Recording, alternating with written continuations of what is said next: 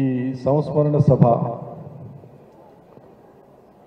నిర్వాహకురాలు వర్ధంతి, మొదటి వర్ధంతి సోదరి శ్రీమతి రజని. ఈ కార్యక్రమ నిర్వాహకులు శాసన మండలి సభ్యులు సుప్రసిద్ధ కవి, రచయిత, గాయకులు శ్రీ దేశపతి శ్రీనివాస్ గారు. ఈ కార్యక్రమానికి వచ్చినటువంటి గౌరవనీయులు పెద్దలు మాజీ మంత్రివర్యులు సిద్దిపేట శాసనసభ్యులు శ్రీ హరీష్ రావు గారు, పలువురు శాసనసభ్యులు, మాజీ శాసనసభ్యులు కూడా వచ్చున్నారు. పేరు పేరున అందరికీ.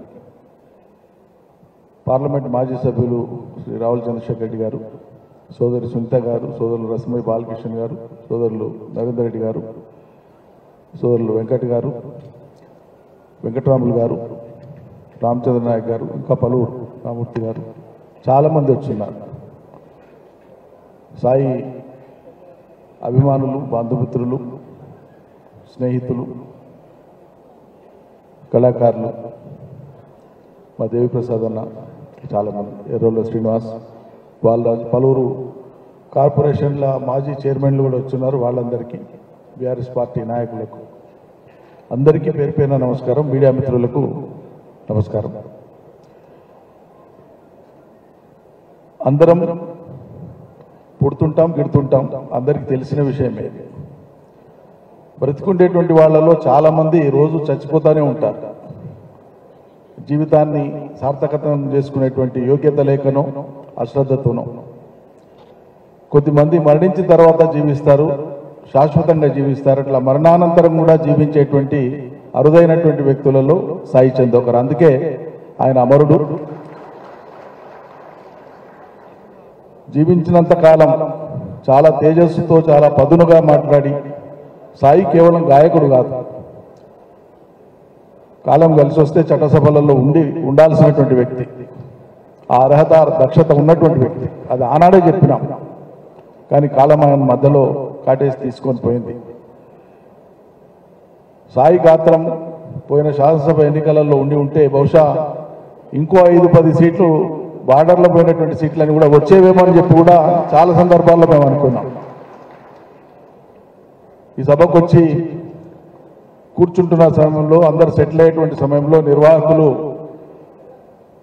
తమ్ముడు ఎర్రోళ్ళ శ్రీనివాస్ గారు కానీ, దేశపతి గారు కానీ, అందరూ నిర్వాహకులంతా కూడా అనేక సందర్భాల్లో మన వాళ్ళందరినీ కొద్ది సమయంలోనే ఇక్కడి వాళ్ళు అక్కడ సెటిల్ కాండి, కూర్చోండి అని చెప్పడానికి నానా దంటాలు పడాల్సి వచ్చింది.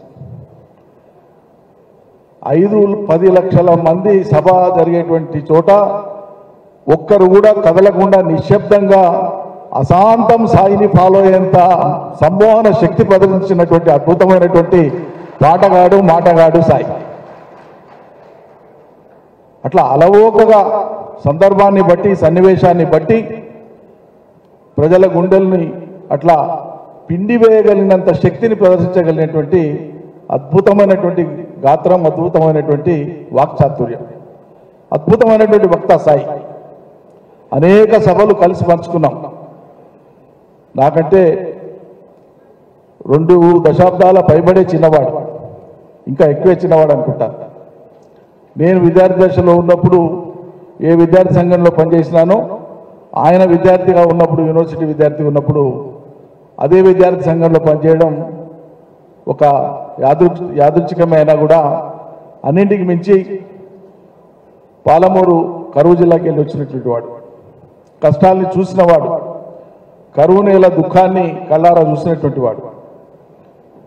గోరెడ్డి పాటలు కావచ్చు, మిత్ర పాటలు కావచ్చు, తెలంగాణలోని అనేక మంది యొక్క అద్భుతమైన పాటల్ని, పాటలో ఉండేటువంటి సాహిత్యానికి 100% మెరుగులద్ది రిఫైన్ చేసి ఆ పాటను అట్లా గుండెల్లోకి తీసుకుపోయినటువంటి మహాగాత్రం సాయి. మిట్టపల్లి సురేందరు ఈ సంస్మరణ సంచికలో ఆయన చెప్పినటువంటి మాటలో చూసిన నేను ఇందాక, నేను రాసినటువంటి పాట, ఆ పాటకు నిజంగా ప్రాణం పోసింది సాయి అన్నాడు. అంత గొప్పగా నేను పాట రాసిన కానీ రాసిన దానికంటే ఎక్కువ ప్రాణం పోసింది సాయి అని చెప్పాడు. అట్లా 2011లో ఆ పాట ఏదైతే వచ్చిందో, రాతి బొమ్మల్లోనూ కొలువైన శివుడు అనేటువంటి పాట, తెలంగాణలో ఉండేటువంటి ఫలానా గుండెను కదిలియలేదు ఫలానా గుండెకు తడి తగలలేదు అనడానికి ఆస్కారం లేనంత గొప్పగా సాయి ఆ పాటను పాపులర్ చేసింది, కదిలించేసింది. అది బహుశా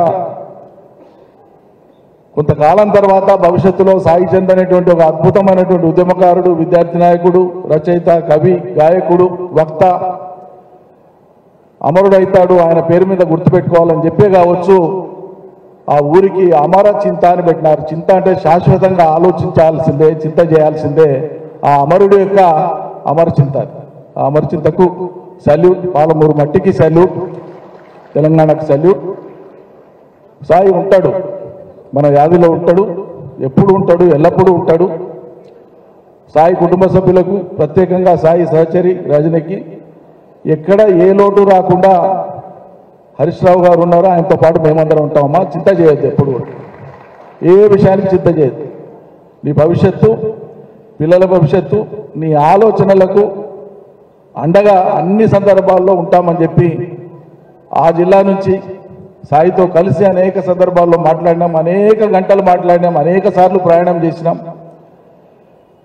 జూన్ 2 రాష్ట్ర అవతరణ దినం వనపర్తి జిల్లాలో ఆయన పాల్గొన్నాడు.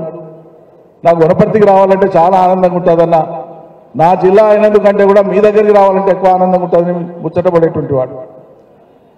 ఆ రోజు తను చేసినటువంటి ఉపన్యాసం నాకు ఇప్పటికీ గుర్తుంది. ఆ తదుపరి అక్కడ రైతు వేదికలో ఓ రోజు మాట్లాడితే ఆయన మాట్లాడినటువంటి ఉపన్యాసం ఇప్పటికి ఉంది. అద్భుతమైనటువంటి ఉపన్యాసం, మీరు నమ్మరు అసలు ఎంత గొప్ప ఉపన్యాసం. బహుశా మళ్ళా సాయిని మాట్లాడమన్నా అదే ఉపన్యాసం, అదే సందర్భాన్ని ఉదరించి అంత గొప్పగా మాట్లాడడం, అంత గొప్పగా మాట్లాడిన ఆ రోజు, అంత స్ఫూర్తిదాయకంగా మాట్లాడిన. దురదృష్టవశాత్తు ఇవాళ దినన్నాడు గుండెపోటుతో మనకు దూరమైనాడు భౌతికంగా. ఇవాళ ఆయన అప్పుడే మొన్న రజని అన్న 29 కార్యక్రమం తలపెట్టినాము, హరీష్ అన్నని కలిసి వచ్చినా చేద్దామని చెప్పి మొత్తం భరోసా ఇచ్చినారు అన్నని, అంటే సంతోషం అని చెప్పిన. అప్పుడే ఏడాది అయిందా అన్ననే, అప్పుడే ఏడాది అనిపించలే. కాలం మన చేతిలో ఉండదు, సాగుతానే ఉంటుంది. కాలంలో మనం అంతర్భాగమై ఆ కాలం మనకు ప్రజలకు అనుకూలంగా మరల్చేటట్లు శక్తివంచన లేకుండా కృషి చేయడమే మనం మనుషులుగా చేయాల్సినటువంటి పని. పరీక్షా సమయం వచ్చినప్పుడు తట్టుకొని నిలబడ్డటువంటి వాళ్ళే నిజమైన ఉద్యమ స్ఫూర్తిని చూపిస్తారు. ఇలా తెలంగాణ సమాజం కొన్ని ఒడిదొడుకుల మధ్యలో ఉంది. ఎన్నికల ఫలితాలను బట్టి, సంఖ్యాబలాన్ని బట్టి ప్రజాబలాన్ని అంచనా వేసేటువంటి ఓ కృత్రిమ వాతావరణం నెలకొని ఉంది. కానీ అది శాశ్వతం కాదు. అంతిమంగా తెలంగాణ ఉచ్ఛ్వాస నిశ్వాసలే శాశ్వతం. తెలంగాణ కోసం మనం అందరం ఉన్నాం. తెలంగాణ కోసం ఉన్నటువంటి సాయిని యాద్ చేసుకోవడం అంటే తెలంగాణ నిలబెట్టుకోవడమే అని చెప్పి మనం అందరం కూడా పునఃప్రతిజ్ఞ బునాలని చెప్పి కోరుతూ సెలవు. నమస్కారం అందరికీ. జోహార్ల మరవీరులకు.